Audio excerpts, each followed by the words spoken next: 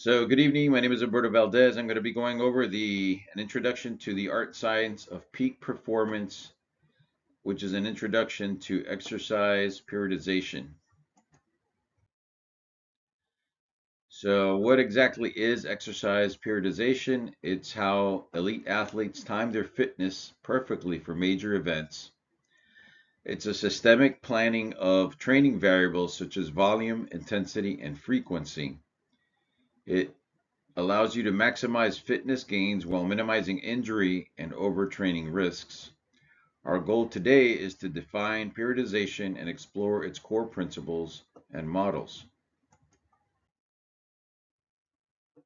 So, today we're going to be going over a brief overview of exactly what is periodization. Um, if you've ever wondered how elite athletes manage to be in peak condition for a championship game on an Olympic field or a specific marathon date, and how they avoid total exhaustion in the process, the answer often lies in a well-designed periodization plan.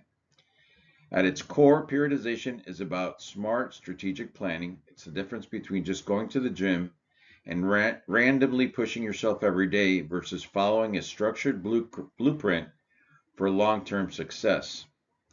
It involves strategic manipulation of training variables such as intensity, volume, and exercise selection across specific time cycles.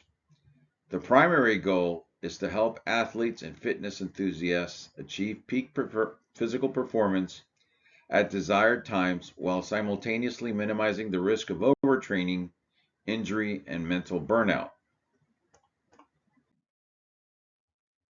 So, a little bit about background of how periodization came about. Periodization is rooted in the early understanding of how the human body adapts to stress, evolving from informal cycles in the ancient training to a more formal scientific theory developed largely in the mid 20th century in the Soviet Union. The General Adaptation Syndrome, GAS, in the 19th and 30s was discovered by Australian and Canadian endocrinologist Hans Seil. His model described the body's three-stage response to stress, and those are alarm, resistance, and exhaustion. This work provided the biological rationale for periodization, which is training stress should be applied in varied planned cycles, allowing the body to adapt in resistance phase and preventing exhaustion and overtraining. Later on, Dr. Leonid Matveyev in the 1960s, he's actually considered the father of modern periodization theory. He formalized the concept into a systemic model of training cycles, including macrocycles, mesocycles, and microcycles. So, as part of this assignment, I had to research two articles. The first article had to do with periodized resistance training for enhancing skeletal muscle hypertrophy and strength. And the summary of the article basically said that periodization in resistance training involves planned changes to training variables over cycles to maximize fitness and minimize overtraining. While periodized training, particularly the undulating model, appears superior for enhancing muscular strength compared to non-periodized approaches, which is linear, its benefits for skeletal muscle hypertrophy are less clear and research limitations exist. The undulating model of periodization is a resistance training strategy that involves frequent variations in training volume and intensity.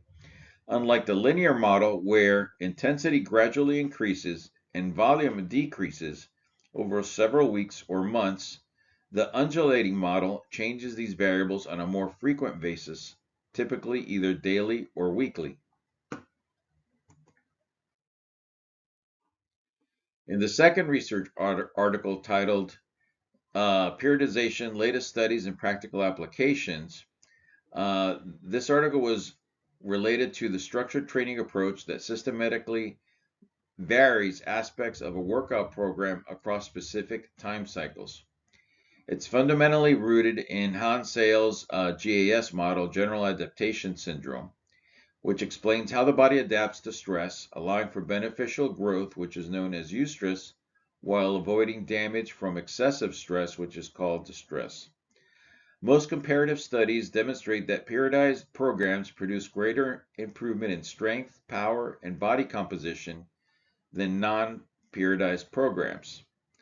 This superiority is contributed to the planned variation, which forces the neuromuscular system to continually adapt, preventing plateaus and boredom that often occur with constant and varied routines. The evidence suggests that appropriate manipulation of volume and intensity is more effective than simply increasing total training volume. So for example, instead of doing, 40 sets for bench press, it's more important how many repetitions you're doing versus, the 40 sets of chest exercises.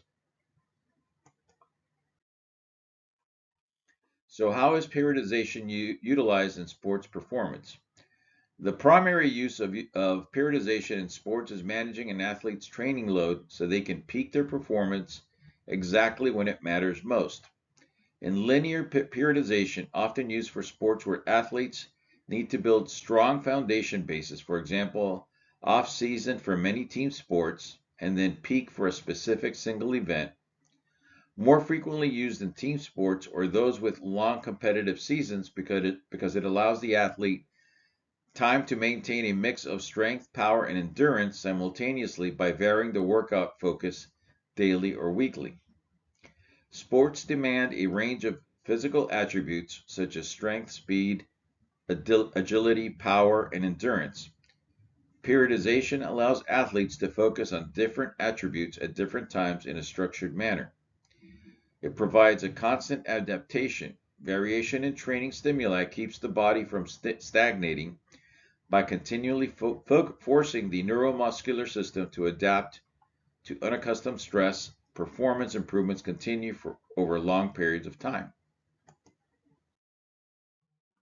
So this is an example of a linear periodization program that starts with high volume and low intensity, gradually shifting towards lower volume and higher intensity over a training cycle. So this is a macro cycle. So you begin by, say, for example, you start with weeks 1 to 4, you're doing muscle growth. So you're doing 8 to 12 reps per set, 3 to 4 sets per session, and you're resting 1 to 2 minutes in between.